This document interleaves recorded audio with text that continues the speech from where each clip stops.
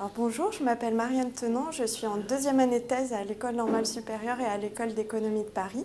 Donc mon travail de recherche porte sur la prise en charge médico-sociale et sanitaire des personnes âgées dépendantes.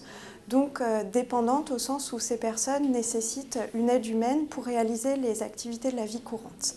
Donc pour réaliser ce travail de thèse, je bénéficie de l'encadrement de deux économistes de la santé, Pierre-Yves Joffard, qui est directeur de recherche à l'EHESS, et Agnès Gramin, qui est professeure à l'Université Paris 1. Alors je ne vous apprendrai rien, je pense, en rappelant que du fait de l'accroissement de l'espérance de vie et du vieillissement des cohortes de baby-boomers, la France va se trouver confrontée à une forte augmentation de la population âgée dépendante.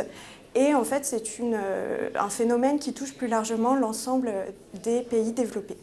Donc c'est vraiment important de réfléchir dès maintenant aux politiques publiques qui vont pouvoir accompagner ce changement démographique majeur en permettant aux personnes âgées de bénéficier donc, des soins et des aides dont elles ont besoin. Donc, l'objet de mes recherches, c'est précisément d'étudier les effets des politiques publiques françaises existantes à l'heure actuelle et qui sont plus spécifiquement destinées aux personnes qui continuent de résider à leur domicile.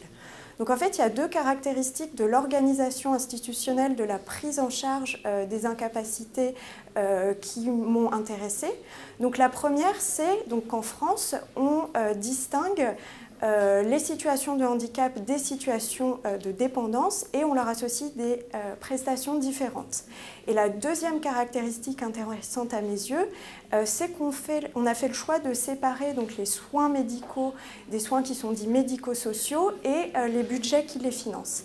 Et en fait, c'est via ces deux portes d'entrée que je me suis attelée à évaluer l'efficacité des dispositifs et leur équité. Donc je mets à profit pour étudier ces questions ma formation d'économiste, puisqu'une des questions posées par la perte d'autonomie, c'est celle des ressources à la fois économiques, sociales et familiales qui vont pouvoir être mobilisées pour y faire face.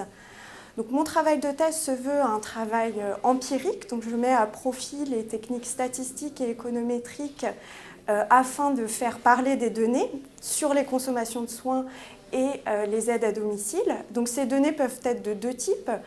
Donc ça peut être des données issues d'enquêtes de la statistique publique, donc l'enquête handicap, santé, ménage en l'occurrence, ou peuvent être des données administratives, donc issues de conseils départementaux.